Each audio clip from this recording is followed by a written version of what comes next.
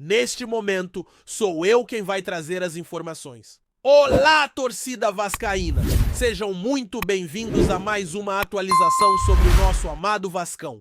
No vídeo de hoje, como é habitual, compartilho com você, torcedor do Vasco, que está espalhado por todas as partes do Brasil, as notícias mais recentes, novidades e detalhes sobre tudo o que acontece no dia a dia do nosso clube. Hoje, infelizmente, precisamos falar sobre mais uma derrota do Vasco no Campeonato Brasileiro, que agora soma a 6ª partida sem vitórias. O time não consegue conquistar uma vitória desde aquele confronto contra o Sport Recife, que ocorreu há bastante tempo no início do Campeonato Brasileiro na 3ª rodada. Vamos discutir, portanto, a fase de instabilidade que o clube está vivendo. Também abordaremos a próxima etapa do Vasco, que agora volta suas atenções para a Copa Sul-Americana, jogando fora de casa nesta quarta-feira contra o Puerto Cabello. Este é um duelo extremamente crucial, que pode levar o Vasco à liderança do grupo, dependendo, claro, dos resultados que se sucederem. E vamos tratar do tema central,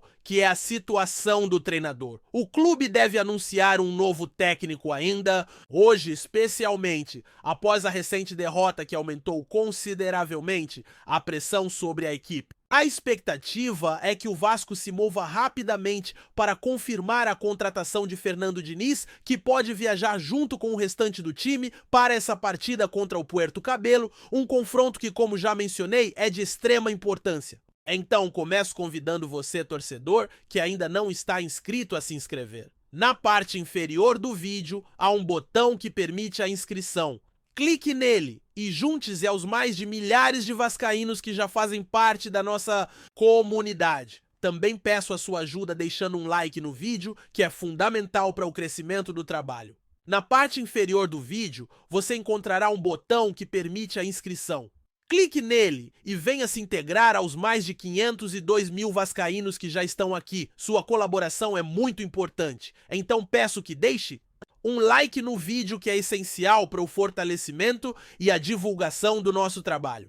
E claro, para aqueles que puderem contribuir, ficaremos muito gratos se compartilharem o vídeo dando suporte e postando em suas redes sociais e principalmente nos grupos. Antes de começarmos com o conteúdo de hoje, gostaria de mencionar uma empresa que pode te ajudar a acessar o seu FGTS de forma antecipada. Basta entrar em contato pelo número que está aparecendo na tela ou pelo primeiro link na descrição e em menos de 24 horas você terá uma resposta e uma solução para, quem sabe, ter esse valor disponível rapidamente na sua conta.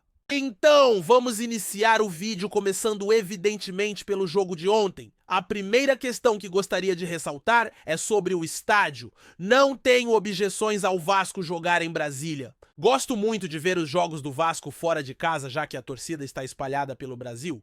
No entanto, sabemos que disputando em São Januário no Caldeirão, o aproveitamento do Vasco é altíssimo.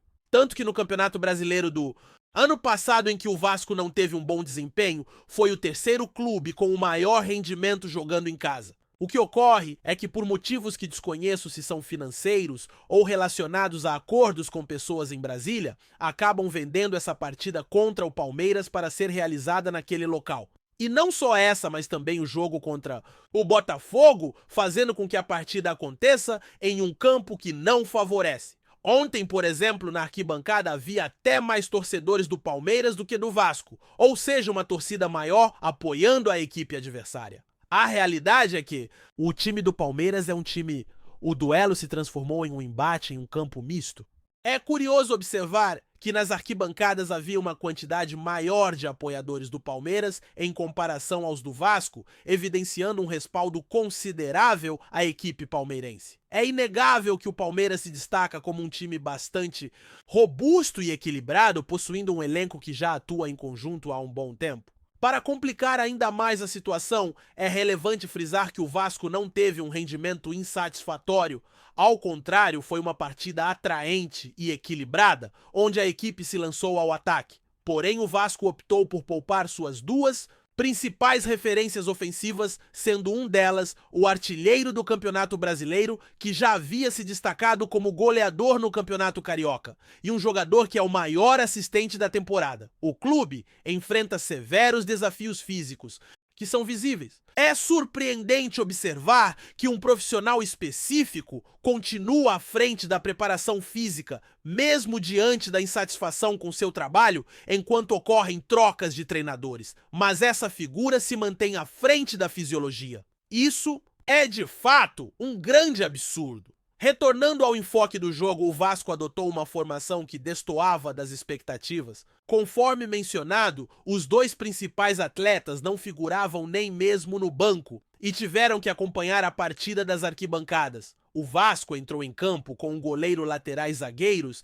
e um meio de campo composto por vários jogadores, além de um atacante. Foi uma formação mais leve, com maior potencial de contra-ataque e velocidade. Para ser sincero, fiquei contente em ver que o Vasco apresentou um desempenho digno ao encarar o Palmeiras. A equipe não se mostrou tímida, criou chances e teve oportunidades, mas ao ter a chance de definir a partida no primeiro tempo, não conseguiu balançar as redes. O Vasco não conseguiu marcar ao final da primeira etapa e ao retornar para o segundo tempo continuou criando situações. Entretanto, começou a demonstrar cansaço com atletas, evidenciando sinais de fadiga, e ainda houve a perda de 2 jogadores por lesão na primeira metade do jogo.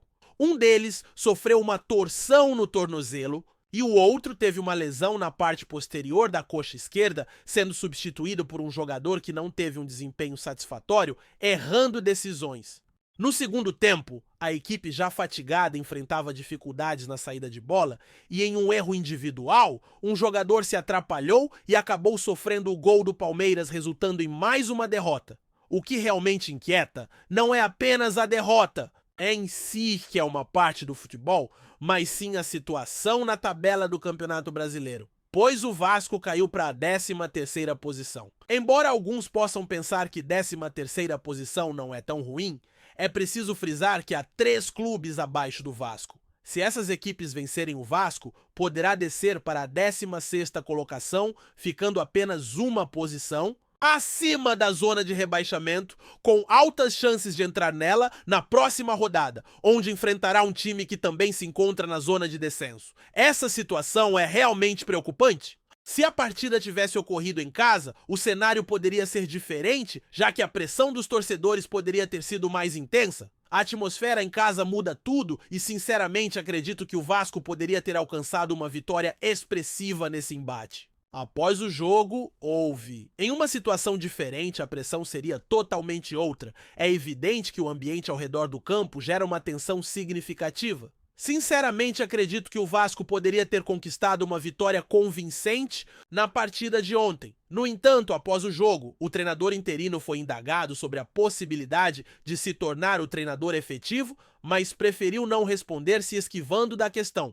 É complicado entender essa vontade de ser efetivado, especialmente considerando que em suas experiências anteriores não obteve sucesso como treinador. Ele conseguiu um posto no Vasco devido a conexões pessoais e sua trajetória como diretor de futebol também não foi bem sucedida em outros clubes. Portanto, essa tentativa de efetivação é, na verdade, uma grande falta de respeito fundamentada em amizade e nepotismo, o que não deve acontecer sob nenhuma circunstância. Não venham argumentar que outros técnicos estão pedindo salários elevados ou que é difícil encontrá-los no mercado, pois efetivar o atual treinador não é uma alternativa viável. Essa é a dura realidade. Ao ser questionado sobre a entrada de um jogador no final da partida, ele justificou que o atleta ainda não tinha ritmo de jogo. Já estamos na metade do primeiro turno do Campeonato Brasileiro e até agora esse jogador ainda não se adaptou. Se não pode atuar, então que se aposte em um jovem da base, pois essa situação é inaceitável. Até quando isso vai perdurar? Realmente muitas coisas erradas estão acontecendo dentro do clube. Não posso aceitar que um diretor continue fazendo contratações sem resultados. Também não aceito mesmo que remotamente a possibilidade de efetivação do treinador interino, pois isso é uma vergonha. A gestão precisa se posicionar publicamente e fornecer alguma resposta aos torcedores. A pressão para que os torcedores se associem, comprem camisas e encham os estádios é constante, mas quando a situação se torna crítica, quando o time está perdendo e não possui treinador, a gestão desaparece, não se apresenta para dialogar com a torcida. Essa é uma grande vergonha. Agora, sobre a questão do treinador, o clube está em negociações com um nome forte. Recentemente houve informações de que as tratativas estavam avançando, mas a condição financeira se configura como um grande obstáculo. Isso me lembra de um episódio com outro treinador no início do ano. Foram dias de reuniões, mas no final não houve acordo, pois o clube não estava disposto a atender às exigências do profissional. Agora parece que a situação atual está se desenrolando de maneira similar. Ao se pronunciar, a gestão afirma que as negociações estão em andamento, mas receio que isso não se concretize e no final o clube opte por efetivar o atual treinador ou buscar um nome que seja uma aposta arriscada, seja no exterior ou no cenário local. Portanto, é hora de pressionar essa diretoria. Nossa torcida precisa ser firme neste momento e exigir ações da gestão. É essencial que haja uma resposta clara, pois entre os disponíveis no mercado, sinceramente acredito que um dos nomes possa trazer uma mudança de postura para este elenco. Agradeço a todos pela participação neste espaço. Peço desculpas pelo tom de desabafo, mas a torcida não aguenta mais ver o clube nessa situação. Tudo parece estar fundamentado em relações pessoais. Um treinador é escolhido meramente por laços com a gestão, enquanto outro é contratado por vínculos com a diretoria. É uma grande vergonha o que estamos vivendo. É imprescindível que eu compartilhe meu descontentamento, pois já não consigo mais lidar com a condição do time. É complicado observar a equipe nesse estado, não é verdade. Tudo parece estar vinculado a laços de amizade. O técnico é selecionado por seu relacionamento com a administração, enquanto o outro é trazido por ser próximo ao setor responsável pelo futebol. É realmente lamentável o que está acontecendo atualmente. Um caloroso abraço a todos os torcedores, pois o foco aqui é o clube. Antes de continuarmos, já te convidamos para se inscrever no canal Colina News e deixar seu like, assim você fica por dentro de todas as novidades do Vascão de forma exclusiva. Bora continuar! Em meio a um momento turbulento para o Vasco da Gama, o atual presidente do clube, Pedrinho, protagonizou mais uma polêmica ao declarar em entrevista recente que um jogador do elenco não jogará mais pelo time. A fala surpreendeu a torcida e levantou diversas questões sobre os bastidores da equipe e o futuro do clube. Pedrinho, conhecido por sua postura incisiva e muitas vezes polêmica, foi questionado sobre a situação de alguns jogadores que não têm demonstrado o mesmo desempenho esperado nas últimas partidas. Sem hesitar, o presidente revelou que um atleta em específico não tem mais espaço na equipe, o que gerou grande repercussão nas redes sociais e entre os jornalistas esportivos. Embora o nome do jogador não tenha sido oficialmente revelado, especula-se que a declaração esteja relacionada a um dos atletas que nos últimos meses enfrentou desentendimentos com a comissão técnica ou teve seu desempenho abaixo do esperado. Situação reflete a crise interna que o Vasco vem enfrentando, não só em campo, mas também fora dele. O clube, que já passou por diversas dificuldades financeiras, agora se vê em um cenário em que a gestão precisa tomar decisões rápidas para tentar manter a competitividade na temporada. A fala de Pedrinho é vista como um reflexo da pressão por resultados imediatos e da tentativa de assumir uma postura firme, mesmo que isso acarrete em críticas. A decisão de cortar um jogador sem maiores explicações deixou muitos questionando a forma como a diretoria está conduzindo a situação. Alguns analistas acreditam que a atitude de Pedrinho pode ser interpretada como uma tentativa de fortalecer sua liderança diante de um elenco que já demonstrou insatisfação em algumas ocasiões. Por outro lado, há quem veja a declaração como um erro estratégico, uma vez que expõe uma crise interna sem fornecer detalhes concretos sobre as razões por trás da decisão. No entanto, a medida também levanta um ponto importante. A gestão de elenco em clubes grandes como o Vasco requer decisões difíceis. Em alguns momentos, o afastamento de jogadores pode ser a solução para restaurar a harmonia no vestiário e estabelecer uma disciplina que muitas vezes falta em equipes em declínio.